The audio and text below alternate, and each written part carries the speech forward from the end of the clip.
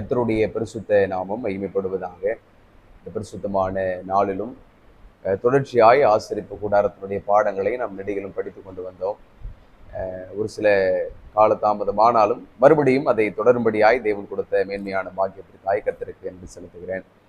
இந்த கிருபையாய் நம்மோடு இருந்து இந்த நாளை காணும்படியாய் கிருபை செய்திருக்கிறார். இந்த நாளில் தொடர்ச்சியான இந்த ஆசிரிப்பு கூடார சத்தியத்தில் பாவ நிவாரண பலி என்கிற தலைப்புல நம்ம பாடத்தை படிக்க போகிறோம். தொடர்ச்சியாய் ஆசிரிப்பு கூடாரத்தினுடைய கட்டுமான பணிகள்ல இருந்து ஒவ்வொரு காரியங்களையும் நாம் நேர்த்தியாய் படித்து புரிந்து கொண்டு இந்த நாளில பலிகளுடைய தொடர்ச்சியில பாவ நிவாரண பலியை குறித்து என்ன படிக்க போகிறோம்.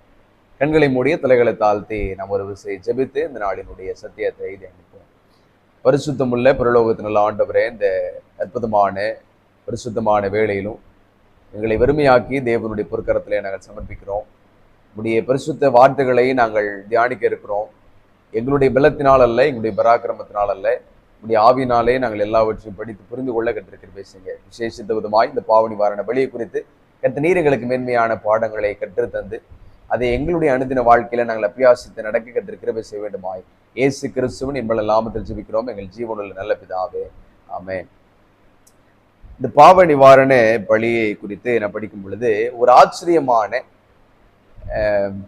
வேதத்துல இதுக்கு முன்னாடி நான் படித்த வழிமுறைமைகளை காட்டிலும் ஒரு பிரத்யேகமான ஒரு புதுமையான ஒரு பாடங்களை பாவ நிவாரண பலியிலும் இன்னும் தேவனோடு இணைக்கும்படியான ஒரு இணைப்புல மிகுந்த தயவுள்ளதாய் மிகுந்த அவசியம் உள்ளதாய் இருக்கிற ஒரு பலியாக இந்த பாவ நிவாரண பலியை குறித்து நான் படிக்க முடிகிறது.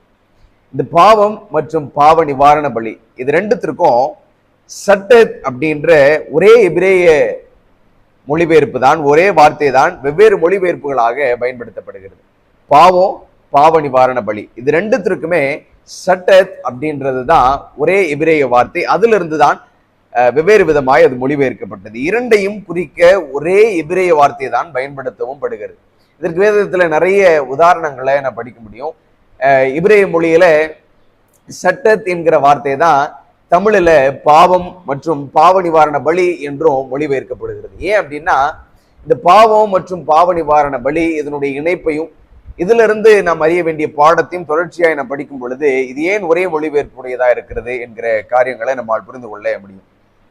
இந்த பாவ நிவாரண பலியை குறித்து நம்ம எங்க படிக்கிறோம் அப்படின்னா லேவியராகமம் புஸ்தகம் 4ஆம் அதிகாரத்துல இந்த பாவ நிவாரண பலியை குறித்து நான் படிக்கிறோம்.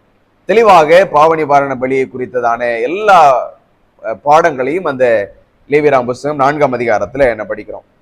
இந்த பாவ நிவாரண பலி யாருக்கானது அப்படின்னு வேதம் சொல்லுதுன்னா, அறியாமையினால் செய்த பாவங்களுக்கு மட்டுமே பாவ நிவாரண பலிகள் போதுமானதாய் இருந்தது. யார் ஒருவன் அறியாமையினால் ஏதோ ஒரு பாவத்தை செய்கிறான் அப்படின்னா அந்த அறியாமையினால் செய்கிற பாவத்திற்கு இந்த பாவ நிவாரண பலி போதுமானதாய் இருந்தது. இந்த லேவியராகமம் புஸ்தகம் 4ஆம் அதிகாரத்துல நிறைய பாவ நிவாரண பலிகளை நான் படிக்கிறோம். 4 விதமான பாவ நிவாரண பலிகளை நான் படிக்கிறோம். என்னென்ன பாவ நிவாரண பலி அப்படின்னா, லேவியராகமம் புஸ்தகம் 4ஆம் அதிகாரம் முதல் பகுதியில ஒரு ஆசாரியன் செய்கிற பாவத்திற்கான பாவ பலி பாவ நிவாரண பலியை குறித்து என்ன படிக்கிறோம். 13வது வசனத்திலிருந்து 4ஆம் அதிகாரம் 13வது வசனத்திலிருந்து நான் படிக்கும் பொழுது, இஸ்ரவேலின் முழு சபையும் அறியாமல் பாவம் செய்தால் எப்படிப்பட்ட பாவ நிவாரண பலியை செய்யணும் அப்படின்றத 13வது வசனத்திலிருந்து என்ன படிக்கிறோம். 4ஆம் அதிகாரம் 27வது வசனத்திலிருந்து நாம் தொடர்ச்சியாய் படித்தோம் அப்படின்னா, சாதாரண ஜனங்களில் ஒருவன் அறியாமையினால் பாவம் செய்தால் அவன் கர்த்தருடைய கட்டளைகளில் யாதொன்றையாவது மீறி நடந்திருந்தால் அந்த பழிமுறைமைகள் பாவ நிவாரண பலி எப்படி இருக்கணும் அப்படின்றத தொடர்ச்சியா என்ன படிக்கிறோம். இதனை தொடர்ந்து என்னாகும் 15ஆம் அதிகாரத்திலையும் இந்த காரியங்களை குறித்து என்ன படிக்கிறோம். என்னாகும் 15ஆம் அதிகாரத்துல 27வது வசனத்துல என்ன படிக்கிறோம். என்ன 15ஆம் அதிகாரம் 27வது வசனத்துல, எனக்கு விரோதமாய் முறுமுறுக்கிற, என்ன 15ஆம் அதிகாரம் 27வது வசனம், ஒருவன் அறியாமையினால் பாவம் செய்தானாகில் ஒரு வயதான வெள்ளாட்டை பாவ நிவாரண பலியாக செலுத்த கடவன் அப்படின்னு நம்ம படிக்கிறோம். 24வது வசனத்திலையும் படிக்கிறோம், அறியாமையினால் தவறி நடந்தாலும் சபையாருக்கு தெரியாமல் யாதொரு தப்பிதம் செய்தாலும் சபையார் எல்லாரும் கர்த்தருக்கு சுகந்த வாசனையான தகன பலியாக ஒரு காளையையும் முறைமைப்படி அதற்கேற்ற போஜன பலியையும் பான பலியையும் பாவ நிவாரண பலியாக ஒரு வெள்ளாட்டு கடாவையும் செலுத்த வேண்டும். அப்ப இந்த பாவ நிவாரண பலி என்பது முழுக்க வேதத்தின் அடிப்படையில நான் பார்க்கும் பொழுது அறியாமையினால் செய்த பாவத்திற்கு செலுத்தப்படுகிற பலிதான் பாவ நிவாரண பலி என்பதை நம்மால் புரிந்து கொள்ள முடியுது. இந்த முதல்ல நம்ம சொன்ன அந்த எல்லா கட்டத்திலையுமே 4ஆம் அதிகாரம் 2வது வசனம் 13, 27 இந்த வசனங்கள் எல்லாம் நம்ம படிக்கும் பொழுது அதில் ஒவ்வொருவருடைய பாவங்களை குறித்து சொல்லும் பொழுது ஆசாரியன் பாவம் அறியாமையினால் செய்த பாவத்திற்கான பலன், சாதாரண ஜனங்களில் ஒருவன் அறியாமையினால் செய்த பாவத்திற்கு ஏற்ற பலன், இஸ்ரவேல் சபையினுடைய அறியாமையினால் செய்த பாவத்திற்கு ஏற்ற பலன் அப்படின்னு அறியாமை என்கிற வார்த்தை தொடர்ச்சியாய் எங்க பயன்படுத்தப்பட்டு கொண்டே இருக்கிறது. அதுதான் அறியாமையினால் செய்த பாவங்களுக்கு மட்டும்தான் பாவ நிவாரண பலிகள் போதுமானதாய் இருந்தது. பாவத்தை செய்த நேரத்தில் அந்த பாவி அதை அறிந்திருக்கவில்லை. ஆனால் அது பின்னர் அவனுக்கு தெரிய வந்த போது அந்த பாவங்களுக்காக கவலைப்படுகிறான். மிக முக்கியமான எளிமையான ஒரே ஒரு வார்த்தையில் அதை புரிந்து கொள்ளணும் அப்படின்னா, செய்யும் பொழுது பாவம் என்பதை அறியாமல் பாவத்தை செய்ய வேண்டிய சூழ்நிலையில சில நேரங்களில் செய்து முடித்த பிறகு அது பாவம் என்று ஒரு தருணத்துல உணர்த்தப்பட்ட பொழுது உடனடியா அந்த பாவி என்ன செய்யறான்? ஆண்டவரை தேடி போய் பாவம் மன்னிப்ப அறிக்கை செய்கிறான். அப்படிப்பட்ட அறிக்கை தான் பாவ நிவாரண பலியினுடைய கணக்குகள்ல எடுக்கப்படும் என்பதை நான் புரிந்து கொள்ள வேண்டும். deliberate sins may not be forgiven. இந்த பாவ நிவாரண பலியில துணிகரமான பாவத்திற்கு மன்னிப்பு கிடையாது. உங்களுக்கு புரியும் நினைக்கிறேன். முதல்ல நம்ம படித்து வந்த இந்த பாடங்கள் என்ன போதிக்குது அப்படின்னா, ஒரு பாவ நிவாரண பலி யாருக்கெல்லாம் இருக்குது அப்படின்றத நம்ம விவரமா லேவியராகமம் புத்தகம் 4ஆம் அதிகாரத்துல நம்ம படிக்கிறோம். அதனுடைய தொடர்ச்சியாக இந்த பாவ நிவாரண பலி யாருக்கு செல்லுபடி ஆகும்னா, அறியாமையினால் யார் ஒருவன் பாவம் செய்கிறானோ அவனுக்கு இந்த பாவ நிவாரண பலி பொருத்தமானதாய் இருக்கும். துணிகரமாய் செய்த பாவங்களுக்கு இந்த பாவ நிவாரண பலி மன்னிப்பை கொடுக்கும் என்கிற உத்தரவாதம் வேதத்துல கொடுக்கப்படல. பாவ நிவாரண பலிகள் தெரிந்தோ முன்விரோதமாகவோ அல்லது விடாப்படியாகவோ செய்யப்படுமானால் அந்த பாவங்கள் மன்னிக்கப்படும் என்பதற்கு உத்தரவாதம் இல்லை. இந்த பாவ நிவாரண பலியில துணிகரமான பாவத்திற்கு மன்னிப்பு இல்லை. துணிகரமான பாவிகளுக்கு செய்யப்படுவது பாவ நிவாரண நாள் ஆராதனையில நான் படிக்க முடியும். ஒரு துணிகரமான ஒருவன் பாவம் செய்தால் அந்த பாவத்திற்கு ஏற்ற விலை என்ன, அவன் என்ன செய்யணும் அப்படின்றதெல்லாம் நம்ம பாவ நிவாரண நாள் குறித்து நாம் தியானிக்கும் பொழுது அதை தொடர்ச்சியாக நாம படிப்போம். இந்த பாவ நிவாரண பலி என்பது ஒரு பெரிய சப்ஜெக்ட். இதை நம்ம அதிக நேரம் எடுத்து படிக்கணும் அப்படின்றதுனால பிற பலிகளை போல ஒரே நாள்ல இது முடிக்க போறதில்ல. நேரம் அதிகமாகிறதுனால சில நேரங்கள் அதை புரிந்து கொள்வதற்கும் நமக்கு கொஞ்சம் கஷ்டமா இருக்கிறதுனால இதை ஒரு 3 பகுதியாய் பிரித்து நாம் தியானிக்க போகிறோம். முதலாவது, இந்த நாள்ல இந்த பாவ நிவாரண பலியினுடைய முன்னுரை, இந்த ஆசரிப்பு கூடாரத்துல இது எப்படி பலி செலுத்தப்பட்டது, இது எப்படி எல்லாம் பலி செலுத்தப்பட்டது, அதனுடைய காரணங்கள் என்ன அப்படின்ற முன்னுரையை படிச்சுட்டு அதற்கப்புறம் நிழல் நிஜ பாடங்கள், இதனுடைய நிகழ்கால சத்தியங்கள், விளக்கங்கள், இவைகளெல்லாம் தொடர்ச்சியான பாடங்கள்ல நான் படிக்க போகிறோம். ஆழமான சில கருத்துக்களையும் அதுல இருந்து நான் புரிந்து கொள்ள போகிறோம். இன்றைக்கு இதனுடைய முன்னுரையான ஆவிக்குரிய சில பாடங்களை நாம் நேர்த்தியாய் புரிந்து கொள்வோம். கிரைஸ்ட் அண்ட் இட்ஸ் ஷேடோ அப்படின்ற புத்தகத்துல 123ஆம் பக்கம் 1வது பேராகிராஃப்ல படிக்கிறோம். In none of the types was the individual worshipper brought into so close touch with the sanctuary service as in the sin offering. இதுவரை நான் படித்த எல்லா பலிகளை விட, எல்லா ஆராதனை முறைமைகளை விட ஒரு ஆராதனை தேவனோடு, ஆசரிப்பு கூடார ஆராதனையோடு நெருக்கமான ஒரு உறவுல, நெருக்கமான ஒரு ஐக்கியத்தில் இணைக்கும் என்று சொன்னா அது பாவ நிவாரண பலி அப்படின்னு இந்த கிரைஸ்ட் அண்ட் ஷேடோ அப்படின்ற புத்தகத்துல நான் படிக்கிறோம். ஒரு தனி மனிதன் எல்லா பலிகள் இருந்தாலும் எந்த பலி அவனை தேவனோடு ஒன்றாய் மிக நெருக்கமான ஐக்கியத்தில் இணைக்கிறது அப்படின்னா இந்த பாவ நிவாரண பலி. There is no part of religious worship that brings the individual worshipper into such close touch with the Lord as when he kneels at the Savior's feet, confessing his sins and knowing the strength of the promise. ஒருவன் தன்னை முற்றிலுமாய் தேவனுடைய பாதப்படியிலே அர்ப்பணித்து தன்னுடைய பாவங்களை முற்றிலுமாய் ஊற்றி, தன்னுடைய பாவங்களை முற்றிலுமாய் அறிக்கை செய்து தேவனுடைய பாத தண்டையில எல்லாவற்றையும் ஊற்றி தேவனுடைய வாக்குத்தத்தத்தின் மீது உறுதியான நம்பிக்கை வைத்து எந்த தனிப்பட்ட ஆத்மா தேவனோடு இணைக்கப்படுகிறதோ அவன் மிகுந்த ஐக்கியத்துல, மிகுந்த நெருங்கிய உறவுல தேவனோடு இணைக்கப்படுகிறான். அந்த நெருங்கிய உறவை ஏற்படுத்துகிற ஒரு பலிதான் பாவ நிவாரண பலி அப்படின்றது குறித்து ரொம்ப அருமையா நம்ம அந்த புஸ்தகத்துல படிக்கிறோம். இந்த பாவ நிவாரண பலி அறியாமையினால் செய்த பாவங்களுக்கான ஒரு பலன் என்றாலும், அறியாமையினால் செய்த பாவத்திற்காய் நாம் செய்ய வேண்டிய ஒரு வழிமுறைமைகள் என்றாலும், இது தேவனோடு நம்மை மிகுந்த நெருங்கிய உறவுக்குள்ள இணைக்குது.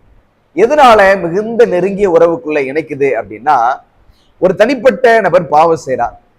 ஒரு தனிப்பட்ட மனிதன் பாவம் செய்த மாத்திரத்துல அவன் ஒரு ஆட்டுக்குட்டியவோ ஒரு ஒரு ஏதோ ஒன்றை அவன் ஆசரிப்பு கூடாரத்திற்குள்ள கொண்டு போகும் பொழுது அந்த ஆசரிப்பு கூடாரத்துல அவன் பலி செலுத்துகிறான். அவன் அறியாமையினால் செய்த பாவத்திற்காக ஒரு ஜீவன் பலியாகிறது என்கிற குற்ற உணர்வு அவனுடைய இருதயத்துல தோன்றுகிறது. அவனுடைய தனிப்பட்ட அறியாமையினால் செய்த பாவம், அந்த நேரத்துல அதை பாவம் என்று அறியாமல் செய்திருந்தாலும் பாவம் பாவமாகவே கருதப்படுகிறது. அந்த பாவத்திற்கான பலனும் அவசியமானதா இருக்கிறது, பாவத்திற்கான தண்டனை உண்டு. அப்ப அறியாமையினால் செய்த பாவமாய் இருந்தாலும் அந்த பாவத்திற்கும் விலை என்று ஒன்று உண்டு. அந்த விலை அவனுடைய ஜீவனாய் இராமல் அவன் கொண்டு போன அந்த மிருகத்தினுடைய ஜீவனாய் இருந்தபடினால அவன் அறிக்கை செய்கிற அந்த அறிக்கையின் ஜெபம், அறிக்கையின் வேண்டுதல் தேவனோடு அவனை நெருங்கின உறவுல இணைக்கிறபடினால செலுத்தப்படுகிற அந்த ஜீவனுடைய விலையை அவன் அறிந்திருக்கிறான், அதனுடைய மதிப்பை அவன் அறிந்திருக்கிறான். மறுபடியும் அவனுடைய இருதயம் அந்த தப்பிதங்களை செய்யாதபடி அவனை தேவனோடு ஒன்றிணைக்கிறது. இதுதான் இதுல மிகப்பெரிய ஒரு சாராம்சம், மிக முக்கியமான ஒரு சாராம்சம், மிக முக்கியமான ஒரு பாடம் அப்படின்னா இந்த பாவ நிவாரண பலியில இதுதான். எந்த பலியும் இணைக்காத அளவிற்கு தேவனோடு நெருங்கிய உறவுல நெருங்கிய ஐக்கியத்துல இணைப்பது என்பது பாவ நிவாரண பலி அப்படின்றது குறித்து மிக தெளிவாக நம்மால் புரிந்து கொள்ள முடிகிறது. மித்த எல்லா பலிகளையும் நாம் இதுவரை படித்து வந்தோம், அதெல்லாம் சற்று நம்ம நிதானித்து தியானித்து பார்த்திருந்தால் இந்த பாவ நிவாரண பலியினுடைய மேன்மை என்ன, இது எவ்வளவு தூரத்துக்கு கடவுளோடு நம்ம இணைக்குது அப்படின்றத நம்மால் புரிந்து கொள்ள முடியும். 1 யோவான் 1:9 நம்ம படிக்கிறோம், நம்முடைய பாவங்களை நாம் அறிக்கையிட்டால் பாவங்களை நமக்கு மன்னித்து எல்லா அநியாயத்தையும் நீக்கி நம்மை சுத்திகரிப்பதற்கு அவர் உண்மையும் நீதியும் உள்ளவராய் இருக்கிறார். பாவத்தை அறிக்கை செய்கிற எந்த ஆத்மாவையும் ஆண்டவர் அலைய விடுறது கிடையாது. அந்த பாவ மன்னிப்பை பெறுவதற்காக அவங்க காத்து கிடக்கணும்னு அவசியம் கிடையாது. உண்மையான பாவ அறிக்கை யாருடைய இருதயத்திலிருந்து எப்பொழுது தோன்றினாலும் அத்தருணத்திலேயே அந்த பாவத்தை மன்னிப்பதுதான் தேவனுடைய தயால குணம் என்பதை வேதத்தை நெடுகிலும் நம்ம படிக்க முடிகிறது. அதற்கு மிகப்பெரிய ஒரு எடுத்துக்காட்டு இந்த பாவ நிவாரண பலி. நாம அறியாமல் செய்த எவ்வித தப்பிதங்களாயிருந்தாலும் அது தெரிய வரும் பொழுது, அந்த நேரத்தில் நான் உணர்ந்து கொள்ளுகிற பொழுது நான் தேவ சமூகத்துல என்னுடைய பாவங்களை ஊற்றுகிறேன், என்னுடைய பாவங்களை எல்லாம் அறிக்கை செய்கிறேன் அப்படின்னா அத்தருணத்துல என்னை அவரோடு நெருங்கிய உறவுகளை இணைப்பதற்கு மிகுந்த பாலமானதாய் இந்த பாவ நிவாரண பலி இருக்கிறது என்பதை நான் புரிந்து கொள்கிறோம். புதிய ஏற்பாட்டிலையும் நம்ம கதையை தான் நம்ம படிக்கிறோம். நம்முடைய பாவங்களை நாம் அறிக்கை செய்தால் நம்முடைய பாவங்களை மன்னிக்கிற தேவன் நம்முடைய பாவங்களை முற்றிலுமாய் மன்னித்து நம்ம ஏற்றுக்கொள்கிற தேவனாகவே இருக்கிறார் என்பதை நான் புரிந்து கொள்வோம். சரி, இதனுடைய தொடர்ச்சியான ஆவிக்குரிய பாடங்களை என்ன படிக்கணும் அப்படின்னு சொன்னா, முதல்ல சொன்னது மாதிரி இது பல்வேறு பாவ நிவாரண பலிகள் இந்த லேவியராகமம் புத்தகம் 4ஆம் அதிகாரத்துல என்ன படிக்கிறோம். பல்வேறு பாவ நிவாரண பலிகள் 4ஆம் அதிகாரம் 3-12 வரையும் அபிஷேகம் செய்யப்பட்ட ஆசாரியன் பாவம் செய்தால் என்ன செய்யணும் அப்படின்றத நம்ம படிக்கிறோம். 13-21 வரையும் முழு சபையும் பாவம் செய்தால் என்ன செய்யணும் அப்படின்றத படிக்கிறோம். 22-28 வரையும் ஒரு பிரபு பாவம் செய்தால் அவன் என்ன செய்யணும், எப்படிப்பட்ட பாவ நிவாரண பலி செய்யணும் அப்படின்றத படிக்கிறோம். 27-35 வரையும் ஒரு பொது ஜனம், ஒரு சாதாரண ஒரு மனிதன் பாவம் செய்தால் அவன் எப்படிப்பட்ட பலியை செலுத்தணும் அப்படின்றத தொடர்ச்சியாய் நான் படிக்கிறோம். பலிகள் ஒரே மாதிரியும் இல்லை, இரத்தமும் ஒரே முறையில் கையாளப்படவும் இல்லை. பொதுவாக பலி அப்படின்னாலே பலி செலுத்தப்படும், ரத்தம் திரையில தெளிக்கப்படும், கொம்புகள்ல பூசப்படும், பலிபீடத்துல பூசப்படும், அப்புறம் பலிபீடத்திற்கு கீழே ஊற்றப்படும், இப்படின்னு ஒரு ஒரு ஒரு ஒரு பாடத்தை நான் படித்திருக்கிறோம். ஆனா இந்த பாவ நிவாரண பலியில 4 விதமான பலிகளை நான் படிக்கிறோம். 4 விதமானவர்களுக்கு ஏற்ற விதமான பலிகளை ஆண்டவர் இங்க கொடுத்திருக்கிறத நான் படிக்கிறோம். ஆசாரியன், இஸ்ரவேல் சபை, அப்புறம் ஒரு தனிப்பட்ட மனிதன், அப்புறம் பிரபு அப்படின்னு 4 வித்தியாசமான பலிமுறைமைகளை நான் படிக்கிறோம். இதுல பலிமுறைமைகளும் ஒரே மாதிரி இல்லை, அது கையாளப்பட்ட விதமும் ஒரே மாதிரியும் இல்லை அப்படின்றத நான் படிக்க போகிறோம். 1ஆம் அதிகாரம் லேவியராகமம் 4ஆம் அதிகாரத்துல 3வது வசனத்துல நான் படிக்கிறோம், அபிஷேகம் பெற்ற ஆசாரியன் ஜனங்கள் குற்றத்திற்கு உட்படத்தக்கதாக பாவம் செய்தால் தான் செய்த பாவத்து நிமித்தம் பழுதற்ற ஒரு இளங்காளையை பாவ நிவாரண பலியாக கர்த்தருடைய சன்னதியில் கொண்டு வர கடவன். முதல்ல ஆசாரியன் பாவம் செய்தா அவன் என்ன கொண்டு வரணும் அப்படின்னா பழுதற்ற ஒரு இளங்காலை என்ன செய்யணும், கொண்டு வரணும் அப்படின்னு நான் படிக்கிறோம். 2வது இஸ்ரவேலுடைய முழு சபையும் பாவம் செய்த என்ன செய்யணும் அப்படின்றத 14வது வசனத்துல நான் படிக்கிறோம். 14வது வசனம், அவர்கள் செய்த பாவம் தெரிய வரும்போது சபையார் அந்த பாவத்து நிமித்தம் ஒரு இளங்காளையை ஆசரிப்பு கூடாரத்திற்கு முன்பாக பலியிட கொண்டு வர வேண்டும். முதல்ல பழுதற்ற ஒரு இளங்காளை அப்படின்னு படித்தோம். இங்கே சபையார் பாவம் செய்த பொழுது ஒரு இளங்காளையை பலி செலுத்த வேண்டும் என்று என்ன படிக்கிறோம். அடுத்து மூன்றாவது, ஒரு பிரபு பாவம் செய்தால் என்ன பலி செலுத்தணும்? 23வது வசனத்துல என்ன படிக்கிறோம்? தான் செய்தது பாவம் என்று தனக்கு தெரிய வரும்போது அவன் வெள்ளாடுகளில் பழுதற்ற ஒரு இளங்கடாவை பலியாக கொண்டு வர வேண்டும். வெள்ளாட்டுல பழுதற்ற ஒரு இளங்கடா. முதல்ல என்ன படித்தோம்?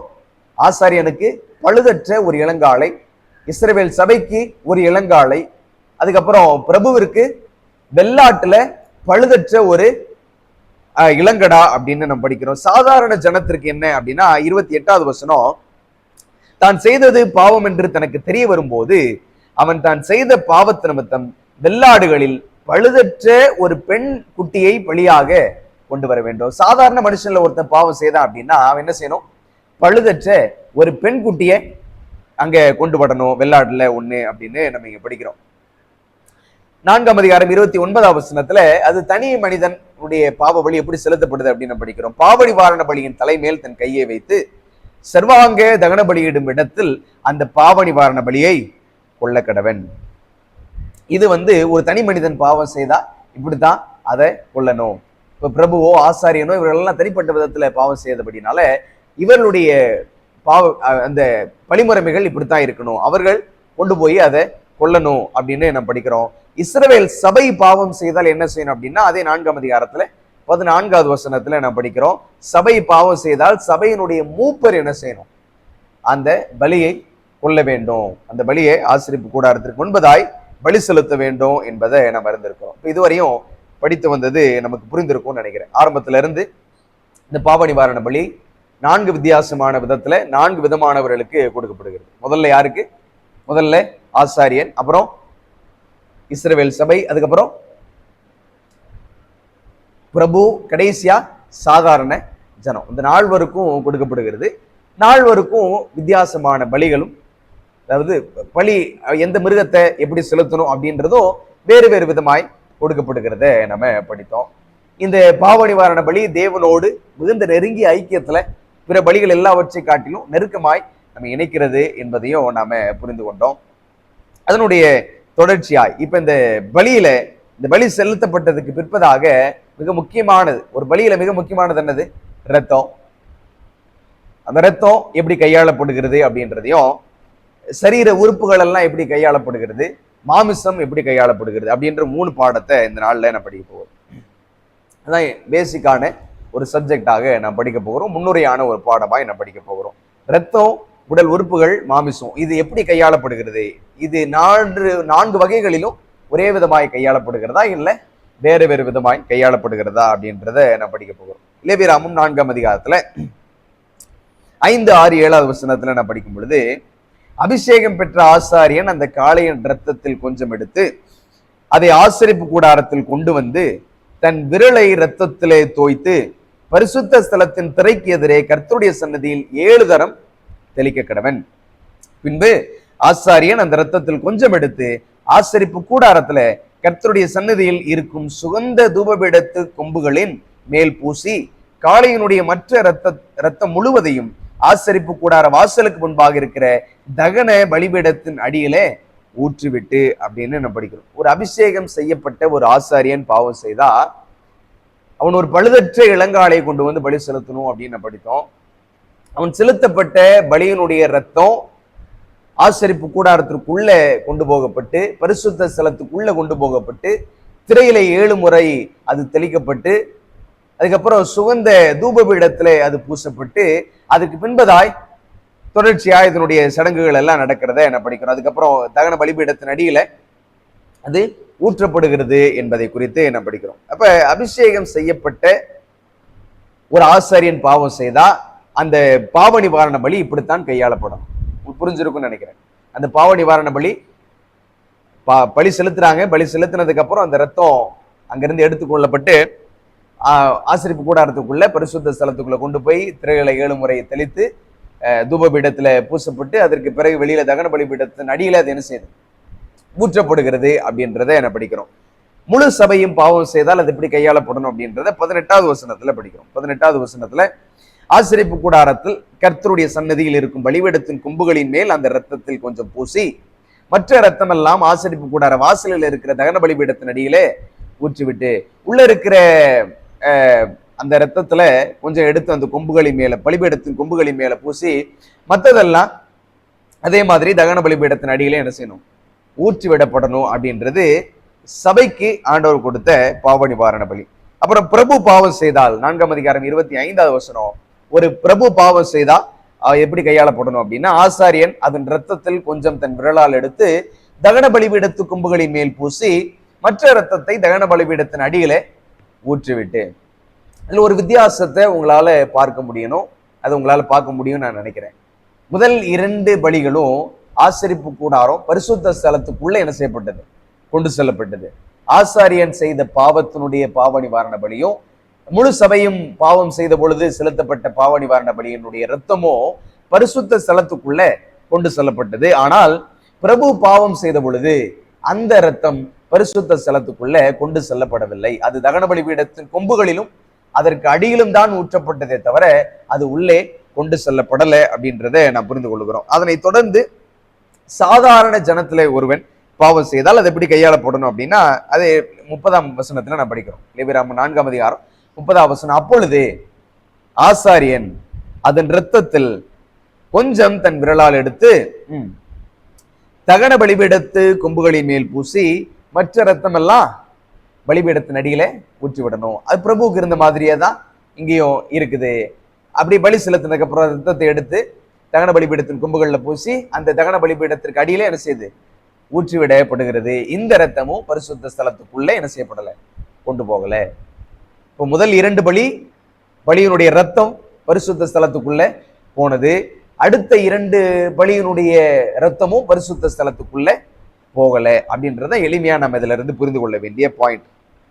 அப்ப 4 நிகழ்விலும் சரீரத்திலிருந்து எடுக்கப்பட்ட இந்த ரத்தமானது ஒரே விதத்துல கையாளப்படல. 2 பேருடைய ரத்தம் உள்ள போது 2 பாவ பலியினுடைய ரத்தம் பிரகாரத்திலே அது ஊற்றப்படுகிறது என்பதை நான் படிக்கிறோம். ஆனா இந்த 4லும் ஒற்றுமையான ஒண்ணு என்ன அப்படின்னா, 4 நிகழ்விலும் சரீரத்திலிருந்து கொழுப்பு அகற்றப்பட்டு தகன பலிபீடத்தின் மேல் தகனிக்கப்பட்டது. இந்த 4 நிகழ்வுகள்லையுமே ஆசாரியன், இஸ்ரவேல் சபை, பிரபு, சாதாரண ஜனம், இந்த 4 நிகழ்வுகள்லையுமே இவர் 4 ஏறெடுத்த பலிகள்லையுமே பொதுவான ஒன்று என்ன அப்படின்னா, எல்லா சரீரத்திலும் இருந்து கொழுப்பு அகற்றப்பட்டு அது தகனிக்கப்பட்டது அப்படின்னு நம்ம படிக்கிறோம். எடுத்துக்காட்டா இப்போ ஒரே ஒரு வசனம் 8வது வசனத்துல இருந்து 10 வரையும் நம்ம படிச்சோம் அப்படின்னா, 10வது வசனத்துல படிக்கிறோம், சமாதான பலியின் காலையிலிருந்து எடுக்கிறது போல அதிலிருந்து எடுத்து அவைகளை தகன பலிபீடத்தின் மேல் தகனிக்க கடவன். பாவ நிவாரண பலியான காளையின் எல்லா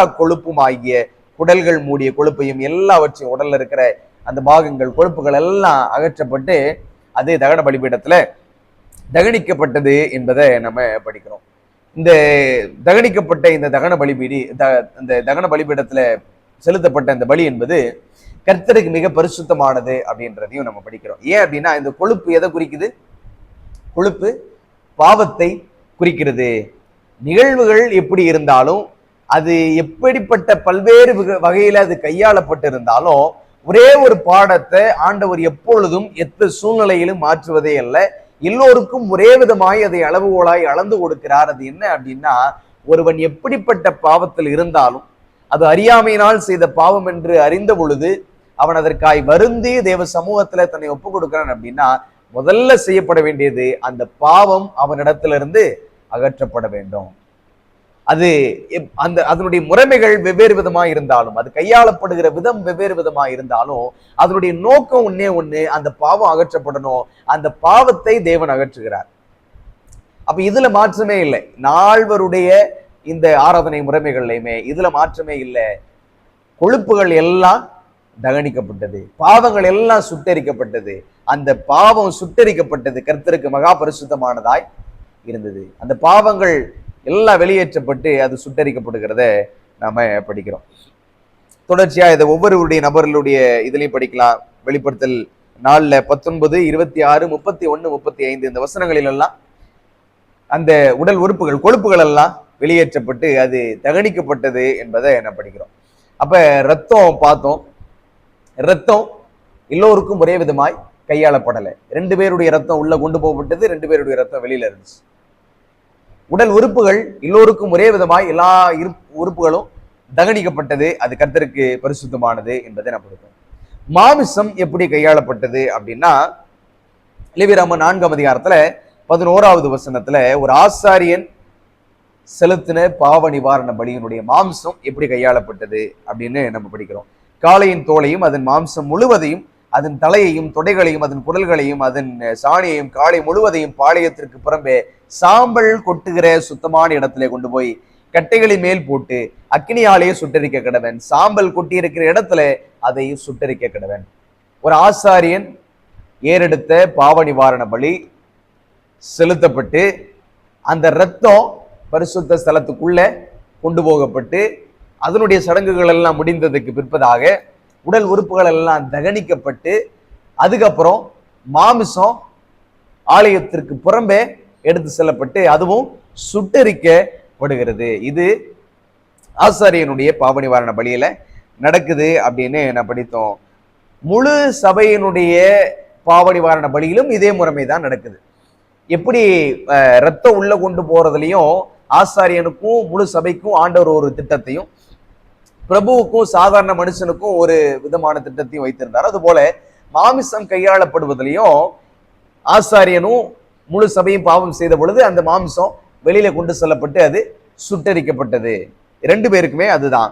ஒரு பிரபு அல்லது சாதாரண மக்கள்ல ஒருவன் பலியிட்ட மிருகத்தின் மாம்சம் என்ன செய்யப்பட்டது அப்படின்னு லேவியராகமம் 4ஆம் அதிகாரத்துல கொடுக்கப்படலை. இது எல்லாவற்றையுமே விவரமா தெளிவா லேவியராகமம் புத்தகம் 4ஆம் அதிகாரத்துல நம்ம படிக்கிறோம். ஆனா இந்த முதல் 2 பேருடைய பாவ நிவாரண பலியினுடைய மாம்சம் எப்படி கையாளப்படுது அப்படின்றத நம்ம முதல்ல படிக்கிறோம். ஆனா ஒரு பிரபுவும் சாதாரண மக்கள்ல ஒருவனும் பாவம் செய்தால் அது எப்படி அந்த மாமிசம் கையாளப்படுகிறது அப்படின்றத நம்ம லேவியராகமம் புத்தகம் 4ஆம் அதிகாரத்துல படிக்கலாம். ஆனா தொடர்ச்சியான பாடமாய் லேவியராகமம் புத்தகம் 6ஆம் அதிகாரத்துல நம்ம அதை படிக்கிறோம். லேவியராகமம் புத்தகத்துல 6ஆம் அதிகாரத்துல 25வது வசனத்திலையும் 26வது வசனத்திலையும் நம்ம படிக்கிறோம். நீ ஆரோனோடும் அவன் குமாரனோடும் சொல்ல வேண்டியதாவது, பாவ நிவாரண பலியின் பிரமாணம் என்னவென்றால், சர்வாங்க தகன பலி கொல்லப்படும் இடத்தில் பாவ நிவாரண பலியும் கர்த்தருடைய சன்னதியில் கொல்லப்பட கிடவது, அது மகா பரிசுத்தமானது. பாவ நிவர்த்தி செய்ய அதை பலியிடுகிற ஆசாரியன் அதை புசிக்க கடவன். ஆசரிப்பு கூடாரத்தின் பிரகாரமாகிய பரிசுத்த ஸ்தலத்திலே அது புசிக்கப்பட வேண்டும்.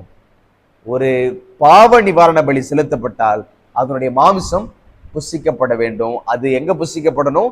பரிசுத்த ஸ்தலத்துக்கு உள்ள அது புசிக்கப்படணும் அப்படின்றத இந்த லேவியராகமம் 6ஆம் அதிகாரத்துல 25, 26வது வசனத்துல என்ன படிக்கிறோம். அது கர்த்தருக்கு மகா பரிசுத்தமானது அந்த பலி அப்படின்றத நம்ம படிக்கிறோம். அப்ப முதல் 2 அனுபவத்திலையும் மாமிசத்தை உள்ள புசிப்பதற்கான சூழ்நிலைகள் இல்லை, அப்படித்தானே? இதுவரையும் இப்ப நம்ம படித்தது உங்களுக்கு புரிஞ்சிருந்ததுன்னா அதனுடைய விளக்கத்தை நம்மால் புரிந்து கொள்ள முடியும். ஏன்னா இப்ப ஆசாரியனும் இஸ்ரவேல் சபையும் செய்த பாவங்கள், அந்த பாவத்திற்காக செய்த அந்த பலிகள்ல ரத்தம் உள்ள கொண்டு போகப்பட்டது, உடல் உறுப்புகள் எல்லாம் தகனிக்கப்பட்டது. மாம்சம் என்ன செய்யப்பட்டது? மாம்சம் என்ன செய்யப்பட்டதுன்னு படிச்சோம். மாம்சம் எல்லாம் வெளியில கொண்டு போய் அது சுட்டரிக்கப்பட்டது அப்படின்னு நான் படிச்சோம். அப்ப சுட்டரிக்கப்பட்ட மாமிசம் உள்ள வர முடியாது, உள்ள அதை புசிக்க முடியாது. ஆனா வசனம் தெளிவா நம்ம இங்க படிக்கிறோம், அந்த மாம்சம் பரிசுத்த ஸ்தலத்துக்குள்ள என்ன செய்யப்படணும்? புசிக்கப்படணும் அப்படின்னு நான் படிக்கிறோம். அப்ப முதல் 2 பாவத்திற்கான பாவ நிவாரண பலியினுடைய மாம்சம் சுட்டரிக்கப்பட்டதுனால அது உள்ள புசிக்கப்பட முடியாது அப்படின்றது நமக்கு தெளிவா தெரியும். அப்ப எந்த மாமிசம் உள்ள புசிக்கப்படணும் அப்படின்னு நம்ம தொடர்ச்சியாய் அதே புஸ்தகத்துல நான் படிக்கிறோம். 29, 30 வசனத்துல நான் படிக்கிறோம், ஆசாரியரில் ஆண் மக்கள் யாவரும் அதை புசிப்பார்களாக, அது மகா பரிசுத்தமானது. எந்த பாவ நிவாரண பலியின் இரத்தத்தில் கொஞ்சம் பரிசுத்த ஸ்தலத்தில் பாவ நிவர்த்தியின் பொருட்டு ஆசரிப்பு கூடாரத்திற்குள்ளே கொண்டு வரப்பட்டதோ அந்த பலி புசிக்கப்படலாகாது, அது அக்கினியிலே தகனிக்கப்பட வேண்டும். தெளிவா திட்டவட்டமா என்ன செய்யணும் என்ன செய்யக்கூடாது அப்படின்றத பாவ நிவாரண பலியினுடைய காலகட்டத்துல தெளிவாய் நாம படிக்கிறோம். பாருங்களேன், எந்த ரத்தம் உள்ள கொண்டு போகப்பட்டதோ அந்த ரத்தம் எந்த மாம்சத்திலிருந்து எடுக்கப்பட்டதோ அந்த மாம்சம் உள்ள என்ன செய்யப்படக்கூடாது? புசிக்கப்படக்கூடாது. அப்ப எந்த மாம்சம் புசிக்கப்படணும் அப்படின்னா, யாருடைய ரத்தம் உள்ள கொண்டு போகப்படலை? பிரபுவனுடைய ரத்தமும் சாதாரண மனுஷனுடைய ரத்தமும் என்ன செய்யப்படலை? உள்ள கொண்டு போகப்படலை. அப்ப இவர்கள் செலுத்தின பாவ நிவாரண பலியினுடைய மாம்சம் என்ன செய்யப்படணும்? ஆசரிப்பு கூடாரத்துக்குள்ள, பரிசுத்த ஸ்தலத்துக்குள்ள புசிக்கப்படணும். அது மகா பரிசுத்தமானது அப்படின்னு ஆண்டவர் சொல்றார். புரியுதா உங்களுக்கு விளக்குமா?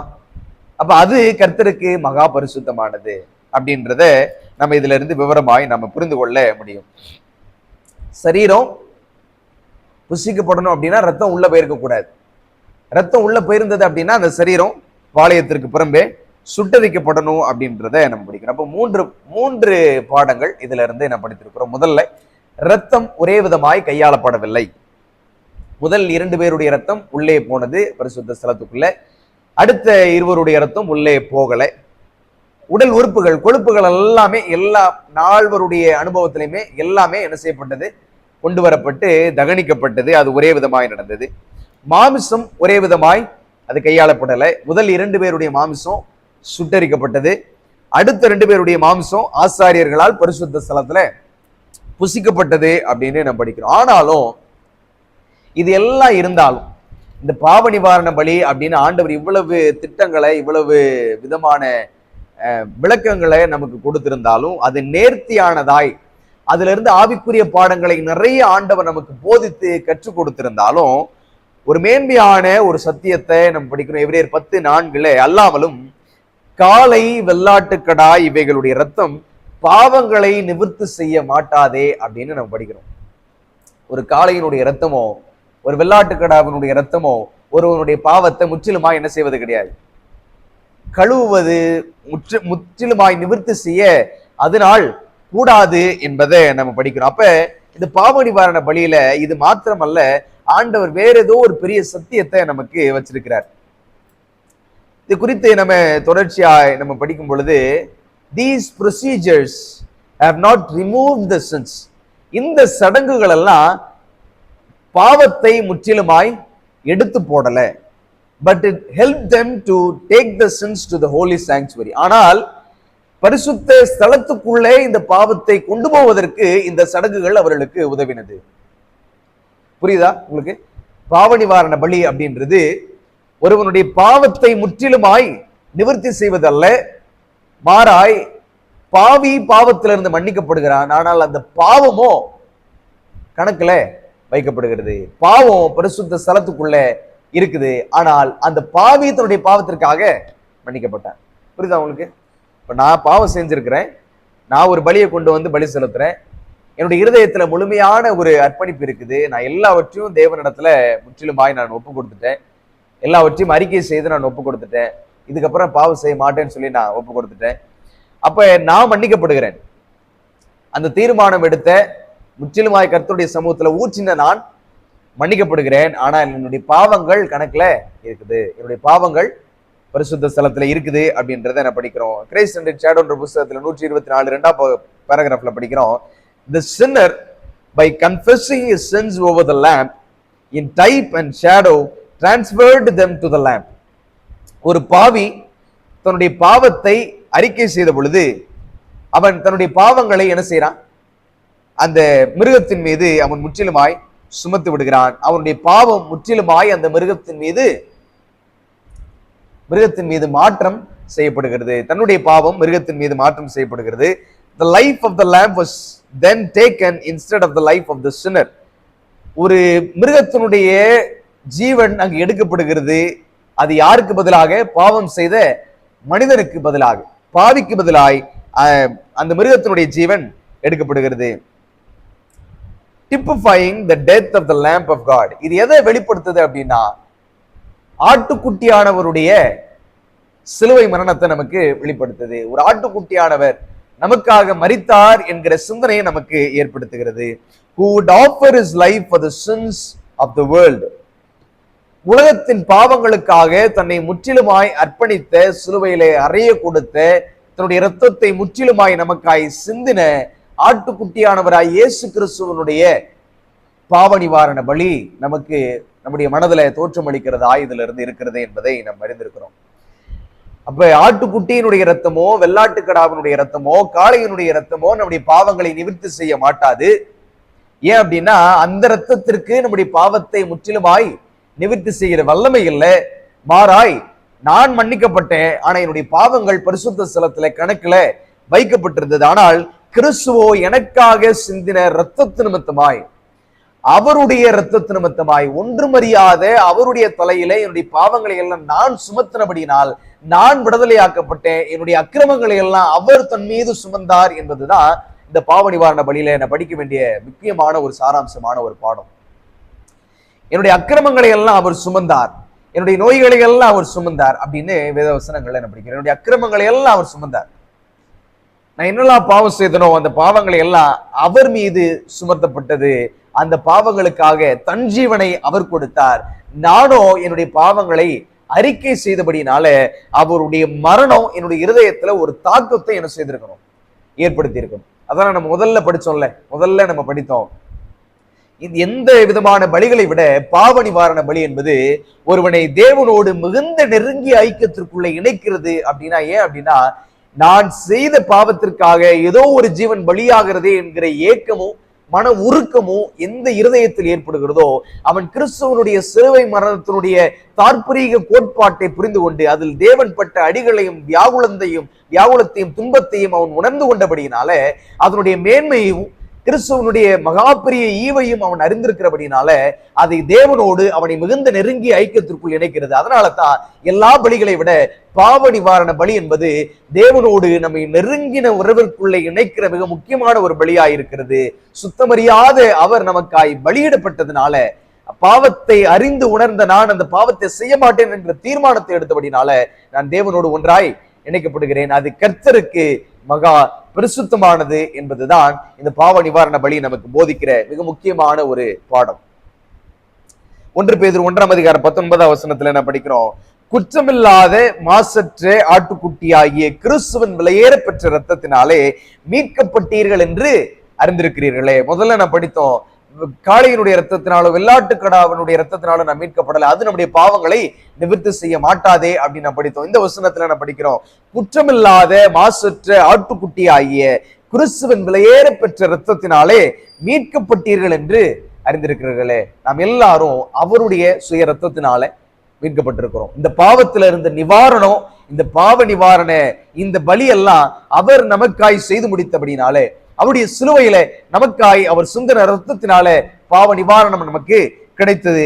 அதனால் நாம் மீட்கப்பட்டோம் என்று அதனாலே அறிந்திருக்கிறோம் என்பதை நாம் புரிந்து கொள்ள வேண்டும். அதனாலதான் ஒருவனுடைய தனிப்பட்ட பாவ அறிக்கை தான் அவனை தேவனோடு மிக நெருக்கமாக இணைக்கிறது.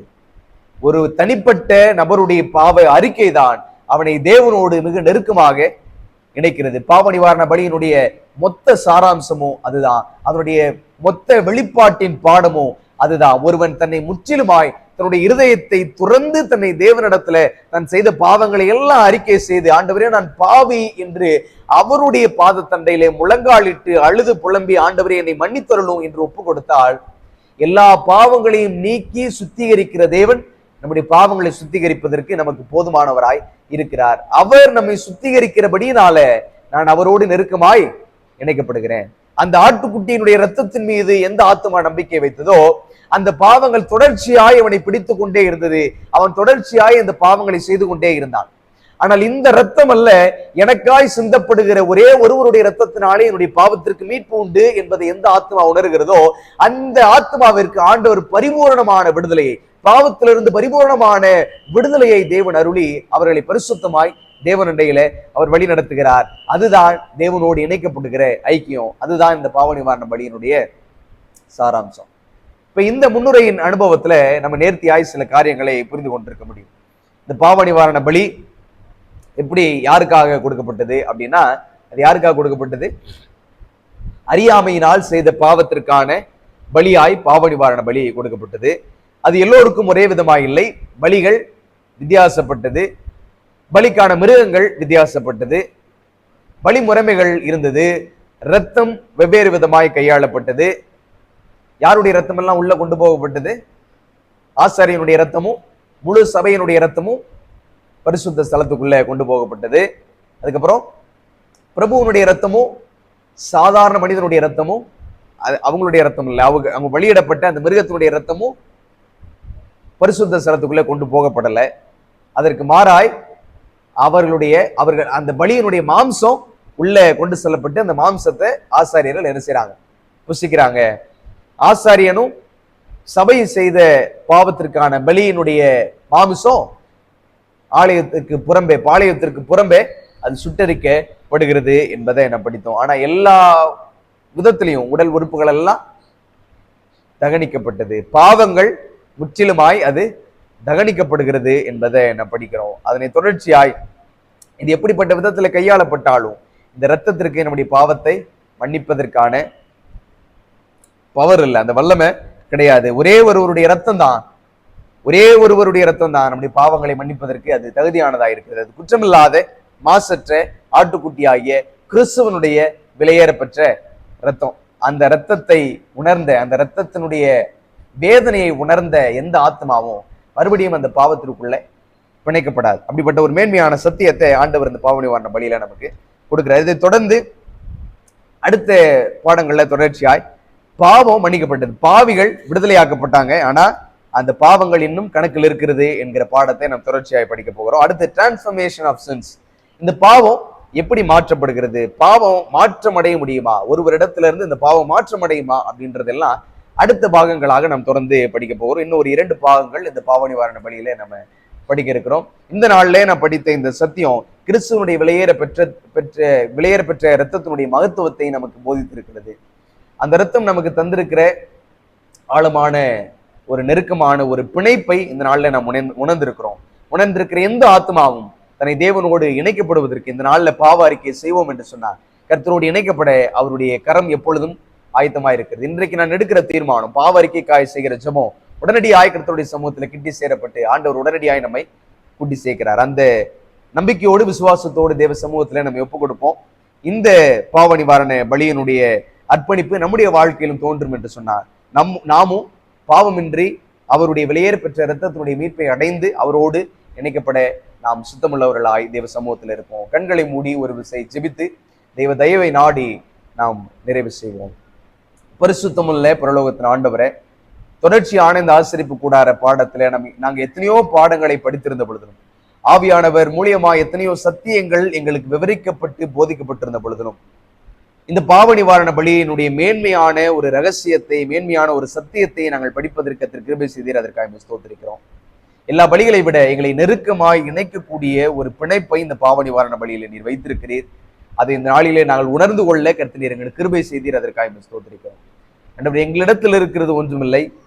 நாங்கள் எங்களுடைய பலனை கொண்டு எப்படிப்பட்ட காளையவும் வெள்ளாட்டு கடாவையும் கொண்டு வந்து வைத்தாலும் அதனுடைய இரத்தத்திற்கு எங்களுடைய பாவங்களை வெளியேற்ற, பாவங்களை நிவர்த்தி செய்ய வல்லமை இல்லை. கிறிஸ்துவனுடைய மாசற்ற பழுதற்ற ஆட்டுக்குட்டியானவர் ஆகிய கிறிஸ்துவனுடைய இரத்தமே என்னுடைய பாவங்களை சுமந்து தீர்க்கிறது. பாவமறியாத சுத்த குட்டி ஆகிய உம்மீது எங்களுடைய பாவங்களை எல்லாம் சுமர்த்தினோம். எந்த ஆத்மா அதை குறித்த வருத்தத்தோடும் வியாகுலத்தோடும் நோக்கி பார்க்கிறதோ அந்த ஆத்மாவிற்கு விடுதலை உண்டு என்பதையும் நாங்கள் அறிந்திருக்கிறோம். இந்த விடுதலைக்காக உங்களுடைய சமூகத்திலே நாங்கள் எங்களை சமர்ப்பிக்கிறோம். எங்களுடைய பாவங்களை அறிக்கை செய்கிறோம். இத்தருணத்தில் எங்களை முற்றிலுமாய் ஒப்புக் கொடுக்கிறோம். கர்த்தர் நீர் எங்களை ஏற்றுக்கொள்ளுங்க. எங்களுடைய பாவத்தை மன்னித்து எல்லா அநியாயத்திற்கும் எங்களை விட்டு நீங்களாக்கி உங்களுடைய இரத்தத்தினாலே எங்களை சுத்திகரித்து உங்களுடைய மீட்பின் ரட்சிப்பின் பாதையில எங்களையும் வழிநடத்தி உங்களுடைய பரலோக ராஜ்யத்தில் நாங்களும் வந்து சேர கர்த்தர் நீர் எங்களுக்கு கிருபை பாராட்ட வேண்டுமாய் இயேசு கிறிஸ்துவின் இன்ப நாமத்தில் ஜெபிக்கிறோம் எங்கள் ஜீவனுள்ள நல்ல பிதாவே, ஆமென்.